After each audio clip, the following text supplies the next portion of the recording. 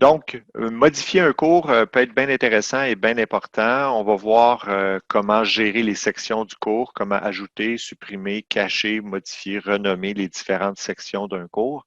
Ensuite de ça, on va voir comment copier, déplacer, afficher ou cacher des activités dans le cours. On va être dans un cours très, très simple avec seulement une étiquette, mais vous devez savoir que les actions que je vais faire avec l'étiquette sont les mêmes, peu importe quelles activités je retrouve dans mon cours Moodle. Puis pour pouvoir voir à quoi ça ressemble en tout temps, ben, je vais vous montrer comment afficher le cours en tant qu'étudiant, parce que en tant qu'enseignant, on voit tous les éléments. Puis en tant qu'étudiant, ben, on voit seulement les éléments que l'enseignant a bien voulu laisser apparaître. Fait que je vais vous montrer comment effectuer ces opérations. Alors, modifier un cours, on va commencer par les sections. Par défaut, un cours Moodle est constitué de 10 sections par défaut. Dans les sections, je vais mettre évidemment du contenu. Euh, c'est possible de changer l'apparence des sections. Ça va être l'objet d'une autre capsule, mais sachez que pour la gestion des sections, vous devez toujours vous placer en mode édition pour commencer. Une fois qu'on est en mode édition, vous allez localiser lorsqu'un élément est modifiable au niveau du nom, vous allez avoir un petit crayon qui est juste à côté. Alors, c'est très simple de renommer une section en appuyant sur le crayon, en renommant la section, les ressources, euh, juste les ressources, disons. Puis vous avez appuyé absolument sur le bouton Enter. Si vous cliquez à côté, ça n'enregistrera pas. Donc, appuyez sur Enter. Et puis la section va être renommée. Alors souvent, ça va amener, dans le fond, l'enseignant à structurer son cours d'une certaine manière. Il y a pas de recette magique. Il y a des enseignants qui vont aimer y aller chronologique, c'est-à-dire section 1, section 2, section 3, section 4. Euh, il y en a d'autres, c'est thématique en fonction du type d'éléments qu'on y retrouve. Par exemple, ce que je suis en train de faire ça, c'est un peu ça, là. Section 2 va être les évaluations, puis peut-être section 3, les exercices. Donc, tu sais, ça pourrait être ça, ma séparation logique. L'idée, c'est que l'étudiant se retrouve et surtout de ne pas changer ces éléments-là de façon majeure pendant le cours. On peut les faire apparaître au fur et à mesure du cours, mais une fois que la structure du cours est bien établie, l'étudiant va se retrouver là-dedans, puis il ne faut pas changer cette structure-là. Fait qu'il faut y réfléchir avant, disons. Si vous vous trompez d'ordre, par exemple, les évaluations, je voudrais que la section soit après les exercices, bien, vous pouvez prendre avec les petites flèches, vous cliquez avec votre souris, vous maintenez le bouton enfoncé, puis vous pouvez changer l'ordre des différentes sections, donc les exercices, les ressources, les évaluations. De même sorte que vous pouvez modifier ou changer les éléments de section avec ces petites flèches-là. Donc, si j'ai une étiquette. Si vous désirez avoir un doublon de cette étiquette-là, ben, en tout temps, dans la section modifier, ben, vous pouvez retourner dans les paramètres, déplacer à droite ou déplacer à gauche. Vous pouvez le cacher aux étudiants ou vous pouvez l'afficher aux étudiants. Et si vous voulez en faire une copie parce que vous êtes paresseux comme moi, ben, vous appuyez sur le bouton dupliquer. Je vous invite à dupliquer seulement qu'une fois que vous êtes content du visuel, parce que ce serait attendez de voir un peu le résultat avant de trop dupliquer, parce que vous allez devoir faire des modifications dans plusieurs sections de votre cours. Alors, dupliquer vous permet d'avoir un duplicata, évidemment, de la ressource. Et puis, je vais dans les paramètres par la suite pour me dire, ben là, ce ne sera pas des ressources de vidéo, je vais mettre des documents tout simplement dans cette sous-section-là. Puis j'enregistre et je reviens au cours. Ce qui fait qu'une fois qu'on est certain du visuel, ben, ça va beaucoup plus rapidement pour faire euh, des, dans le fond, des doublons ou des copies de mes différents éléments. Euh, on a une intervention ici de Véronique. Véronique, peux-tu prendre ton micro pour intervenir, s'il te plaît? Ça risque d'être intéressant ce que tu es en train d'écrire.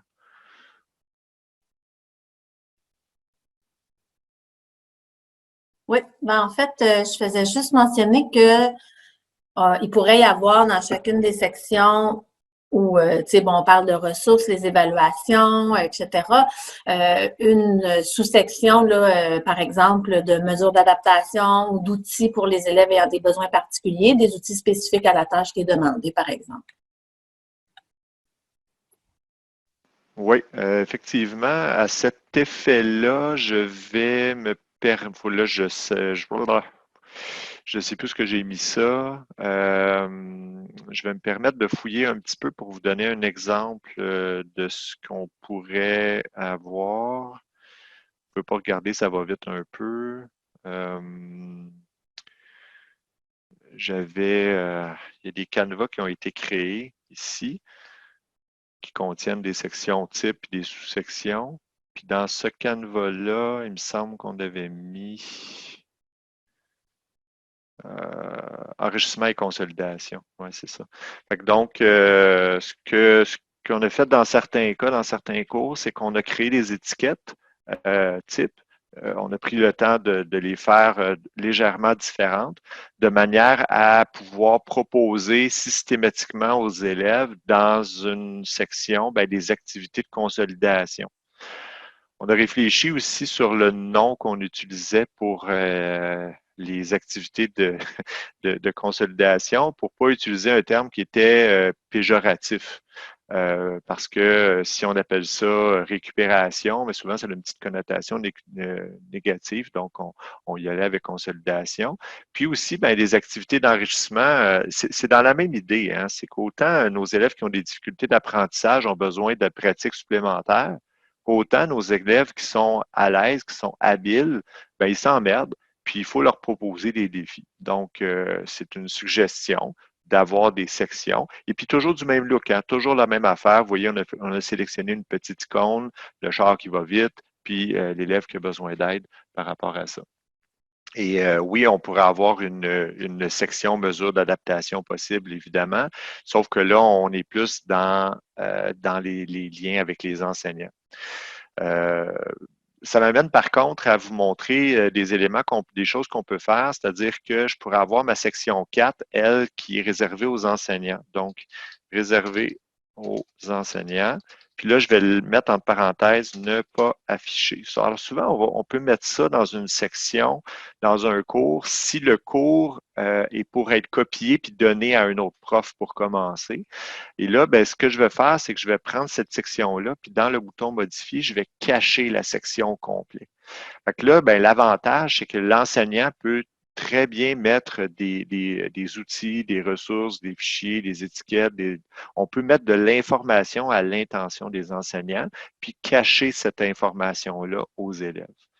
Alors, je vais juste finir la démonstration, puis on va boucler la boucle de cette démonstration-là.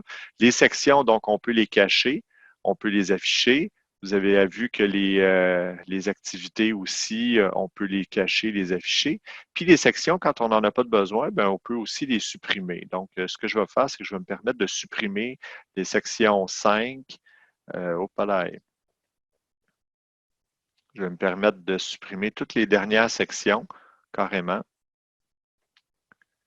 Évidemment, vous allez voir que la section 5 revient, c'est parce que Moodle renomme automatiquement les sections, là, mais en réalité, je suis en train de les supprimer. Là. Vous voyez, il en reste juste 6. Je vais supprimer la 6 en premier, puis je vais finalement supprimer la 5. Alors, vous pouvez supprimer les sections, cacher les sections, afficher, peu importe, les déplacer. Alors, ce qui me donne un cours avec relativement peu d'éléments à la fin.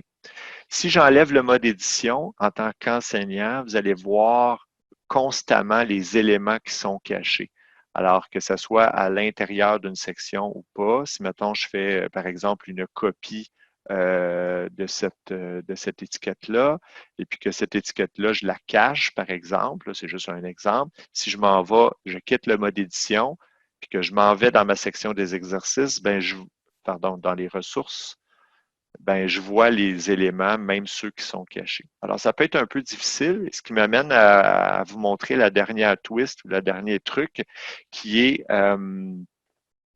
d'appuyer sur votre face en haut à droite dans Moodle. Vous avez un bouton « Prendre le rôle ». Puis ce bouton-là vous permet de prendre le rôle d'un étudiant, c'est-à-dire vous allez pouvoir voir votre cours à quoi il ressemble comme un étudiant. C'est bien pratique, surtout quand on commence, des fois, on ne sait plus trop à quoi va ressembler notre cours. Là, il y a bien du stock. Fait que prendre le rôle, vous allez avoir moins de rôle que moi. Là. Moi, c'est parce que je suis admin, mais vous allez avoir étudiant comme rôle. Vous choisissez étudiant, puis là, ben, vous allez voir le cours. Fait que je ne vois pas la section cachée aux enseignants. Je m'en vais dans les ressources où est-ce que je sais qu'il y a 3 étiquettes, mais l'élève n'en voit que 2. Fait que ça vous donne une idée à quoi va ressembler ce cours-là. Pour pouvoir quitter ce rôle-là, parce que vous remarquez que j'ai plus le piton vert pour être en mode édition, là, grosse panique, j'ai perdu mon piton vert, c'est normal, vous êtes rendu étudiant, vous cliquez à nouveau sur votre face, puis vous allez avoir le choix de retourner à votre rôle normal.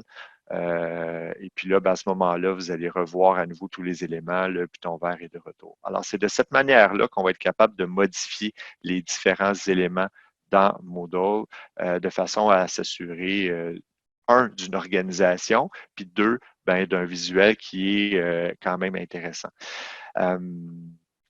Dernier conseil, les enseignants qui ne sont pas organisés, ne sont pas structurés, vont avoir de la difficulté à faire un cours dans Moodle. Il faut être structuré, organisé et surtout décider d'un type de cours, d'un type d'organisation.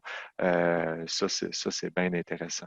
Fait que ce que je vous invite à faire, ben, c'est carrément de renommer 2 ou 3 sections, de cacher au moins une section que vous allez réserver aux enseignants, cachez-en au moins une, puis faites des copies d'étiquettes pour voir comment vous pouvez copier vos ressources, puis supprimer des sections que vous n'utilisez pas dans votre cours. Fait que vous devriez avoir un cours à peu près là, qui ressemble à ce qui est à l'écran présentement. Il y a deux mains levées, il y a Eugène et Simon. Eugène, vas-y.